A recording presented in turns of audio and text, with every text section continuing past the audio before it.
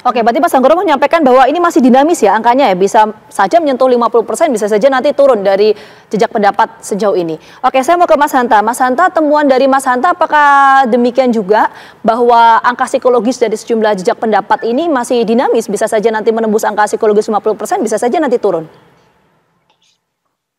Ya, Cita, ada 3 prakondisi indikatif Pilpres akan berlangsung 2 atau 1 putaran. Satu, tren pertumbuhan elektabilitas paslon terkuat hari ini, yaitu Prabowo Gibran. Kalau ini trennya terus melesat, itu ada potensi 1 putaran. Tapi trennya sekarang sepertinya agak melandai, relatif stabil. Yang kedua, perlu dilihat adalah dicermati stabilitas elektabilitas 2 paslon lainnya, yaitu Anies dan Ganjar. Dan kalau kita lihat per hari ini relatif stabil, tidak ada penurunan yang drastis. Yang ketiga, tren penurunan tajam salah satu kandidat. Betul, Ganjar ada penurunan, tapi masih relatif 2 digit angkanya. Artinya, berdasarkan data ini, potensi 2 putaran sedikit lebih besar dibandingkan 1 putaran. Karena tren pertumbuhan tadi saya katakan tidak melesat, 50% plus satunya itu ada prasyarat kalau mendekati 1,5 bulan sekarang menjelang Pilpres, kalau misalnya perolehan Prabowo Gibran itu di angka 48% misalnya, itu ada potensi berlangsung 1 putaran. Karena itu kalau saya dibuat proporsinya, probabilitasnya 60-40%. Potensi 2 putaran relatif lebih besar, 60%. Pilpres putaran pertama di Februari itu bisa diprediksi lebih mudah pemenang yang akan unggul Prabowo Gibran. Tinggal dalam 1 putaran atau 2 putaran. Kalau dalam 1 putaran yang berpotensi menang dalam 1 putaran Prabowo Gibran. Kalau berlangsung 2 putaran maka Prabowo Gibran sudah menunggu, tinggal Anies dan Ganjar bertarung. Per hari ini berdasarkan tren pertumbuhannya, Anies relatif lebih besar potensi masuk putaran kedua berhadapan dengan Prabowo Subianto. Jadi saya kira bagi Prabowo Gibran itu potensi menang dalam 1 putaran untuk memenangkan Pilpres lebih besar ketimbang dalam 2 putaran. Kalau dalam 1 putaran itu bisa diprediksi seperti saya katakan pemenang Prabowo Gibran. Tapi kalau Pilpres berlangsung 2 putaran, saya belum berani memprediksi pemenangnya siapa. Betul Prabowo Gibran akan masuk, tapi putaran kedua ada perubahan isu, ada perubahan migrasi pemilih, ada perubahan tren perilaku pemilih dan seterusnya. Jadi apakah Anies misalnya masuk putaran kedua atau Prabowo itu relatif lebih dinamis. Nah, perubahan ini saya ingin menjawab pertanyaan kita, itu bergantung pada beberapa faktor. Ada 3 faktor yang berpotensi merubah konstelasi yang mendorong migrasi pemilih. Satu adalah faktor tingkat kepuasan atau approval rating kepada Presiden Jokowi. Kalau dia naik, maka potensi Prabowo Gibran naik tinggi. Dia berbanding lurus, berbanding terbalik dengan Anies Mohaimin. Yang kedua, apakah ada isu atau program yang meledak? Yang ketiga, apakah ada blunder politik yang dahsyat di debat kandidat? Kalau tidak ada perkembangan 1, 2, 3 yang saya katakan landai, maka dinamika elektabilitasnya relatif tidak terlalu dinamis. Tetapi kalau misalnya tiba-tiba tingkat kepuasan Pak Jokowi naik, itu ada potensi misal sampai 40% Prabowo Gibran akan menang dalam 1 putaran. Sebaliknya, kalau ternyata ada penurunan, maka kemungkinan besar Anies akan masuk putaran kedua. Yang kedua, faktor isu dan blunder politik debat itu kita tidak tahu. Itu mempengaruhi dinamika elektabilitas ya, Mas Hanta ya? Oke, Mas Hanta, tadi ada beberapa kali menyebutkan, Mas Hanta juga kalau tidak salah, termasuk juga Mas Anggo menyebutkan soal militansi dari masing-masing tim ses itu seperti apa. Nah, militansinya ini apakah memang mereka tampaknya kurang dari seorang pengamat politik juga nih melihat militansi dari masing-masing tim ses ini, sehingga tampaknya sulit nih untuk memperebutkan yang swing voters 7 sampai dengan 10% tadi, Mas Hanta? Ya, datanya memang saya melanjutkan setuju dengan Mas Anggoro tadi, bukan stagnan ya, tetapi pertumbuhannya tidak setajam sebelumnya. Prabowo Gibran itu di survei bulan Oktober itu kenaikannya, November itu kenaikannya sampai 2 digit 10% di survei Politeknik Indonesia, mungkin di lembaga survei yang lainnya. Kemudian di bulan Desember kenaikannya masih 6%. Nah, kenaikan di bulan Januari, kami sedang di lapangan juga, sudah dilihat trennya. Mungkin ini lingkaran survei sudah mengumumkan, sebelumnya ada indikator, kemudian ada lembaga survei dan sebagainya, kita lihat angkanya belum ada yang tembus sampai 47 atau 48%. Artinya tetap tumbuh, tapi pertumbuhannya agak landai dibandingkan sebelumnya, sehingga potensi untuk 2 putaran bukan tertutup, masih terbuka, tapi relatif kalau Mas Anggur mata 50-50 mungkin saya agak sedikit hampir sama lah, 60-40%, potensi 2 putaran relatif lebih besar. Tapi ini masih dinamis, bisa Vita, karena 1 bulan, 1,5 bulan, kemudian ada perubahan tren, kemudian naik menembus 49-50%, Pilpres bisa berlangsung dalam 1 putaran. Tergantung tadi betul mesin politiknya para tim ses seperti apa, militansinya, efektivitasnya, ditambah juga kemampuan mereka memobilisasi tingkat partisipasi pemilih itu sangat menentukan, saya setuju. Nah, kenaikan atau Pilpres akan berlangsung 1 putaran, apakah mampu oleh Prabowo Gibran yang punya potensi, tergantung 3 hal. 1, kerja 3 orang. 1, kerja Pak Jokowi. Apakah Pak Jokowi di pemerintahannya ini mampu meningkatkan approval ratingnya, tingkat kepuasan kepada Pak Jokowi. Kalau misalnya melampaui bisa 80%, saya memprediksi bisa 1 putaran. Tapi per hari ini kan dia bawa 75%. Realitas bahkan stagnan, cenderung turun. Karena itu treatment pertamanya adalah menaikkan tingkat kepuasan Pak Jokowi kalau mau 1 putaran. Itu mutlak.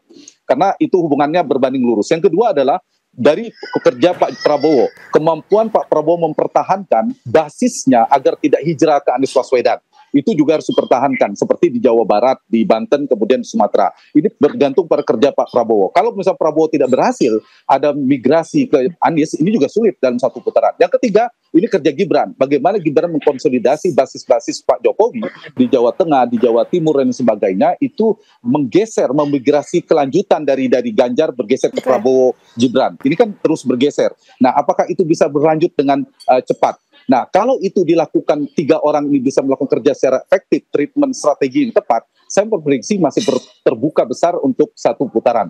Tetapi jika sebaliknya, justru yang efektif itu adalah kerja Anies dan Ganjar, karena itu ada penurunan tingkat kepuasan pada Pak Jokowi, sekarang di angka kisaran 70-74%, kita lihat dari berbagai lembaga survei.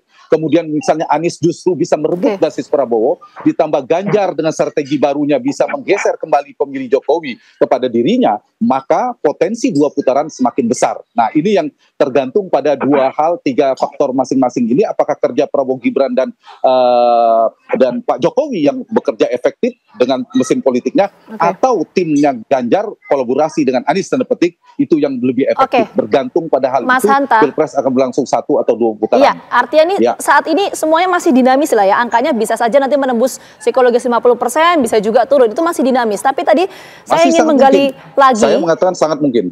Oke, sangat mungkin ya Mas ya. Nah, tadi saya ingin menggali pernyataan dari Mas Hanta bahwa kalau kita lihat realita politik per hari ini, untuk 2 putaran itu potensinya besar. Nah, atau menguat. Itu pertarungannya seperti apa, Mas? Ini kan ada 3 kandidat capres dan juga cawapres. Apakah ketiganya ini akan bertarung memperebutkan di 2 putaran, atau ada salah satu nanti akan mengkonversikan suaranya ke beberapa kandidat? Atau seperti apa pertarungannya? Ya, kalau petanya dalam 2 putaran, kita sudah bisa memprediksi. 1, Prabowo Gibran akan menunggu. Tinggal sekarang berada di margin of error antara Anies dan Ganjar.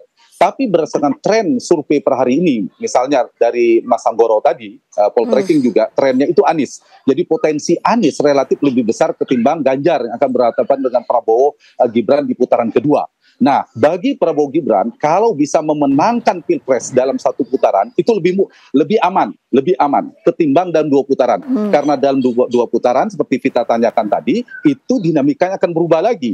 Pemilih Ganjar, katakanlah kita asumsikan Ganjar yang kalah, itu bisa berubah. Meskipun tren survei banyak ke Prabowo, tapi kan dinamika akan berubah. Ada migrasi, peta migrasi politik pemilih yang berubah, isu yang berubah, terkonsolidasinya yang kalah, ada potensi misalnya Anies menguat. Ya, itu yang diharapkan oleh Anies Baswedan dan Muhaimin seperti terulang di Pilkada DKI. Mereka runner up di putaran pertama, menang di putaran kedua. Nah, karena itu bagi Prabowo Gibran, menurut saya harus lebih berhati-hati kalau Pilpres berlangsung 2 putaran.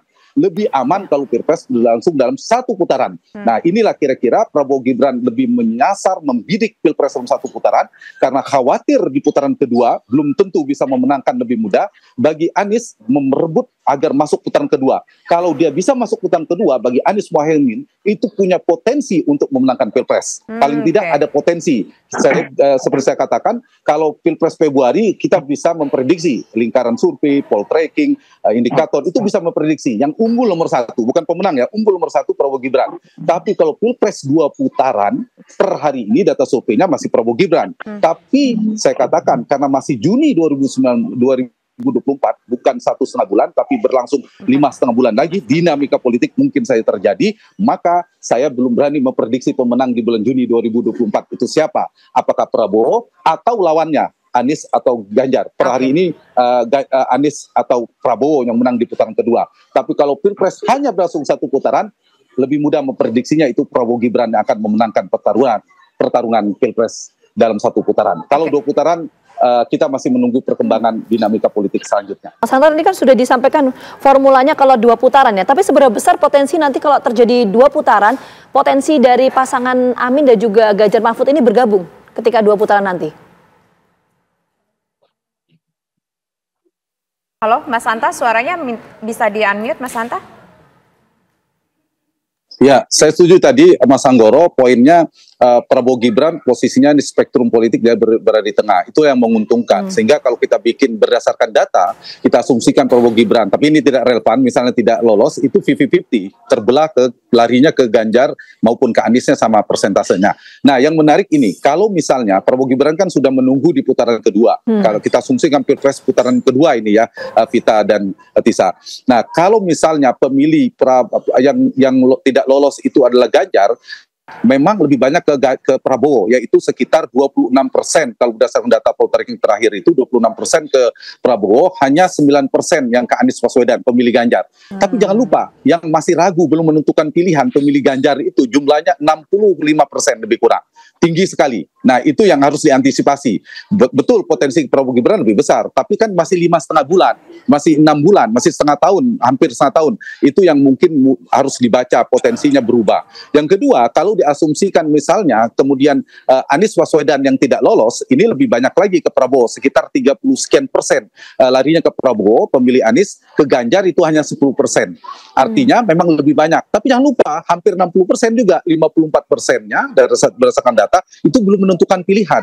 Poin yang ingin saya katakan, yang belum menentukan pilihannya ini, mereka ragu setelah sebelum memilih Anies di putaran pertama, setelah sebelumnya memilih Ganjar di putaran pertama, mereka masih menunggu. Betul, potensi Prabowo Gibran lebih besar. Tapi kan ada dinamika seperti saya katakan itu. Ada 3 faktor. Kalau Prabowo Gibran ingin memenangkan pertarungan di putaran pertama atau bisa menang lagi di putaran kedua, satu tadi, tingkat kepuasan Pak Jokowi harus stabil, bahkan trennya harus naik. Yang kedua, Prabowo harus mempertahankan basisnya supaya tidak bermigrasi hijrah ke Anies Baswedan. Yang ketiga, Gibran harus bisa mengkonsolidasi basis-basis Jokowi dari menahan supaya tidak bergeser kembali ke Ganjar, tapi dari Ganjar tetap terus ke Prabowo. Nah, yang kedua, ini juga ada potensi bagi Amin, bagi Anies dan Muhaimin.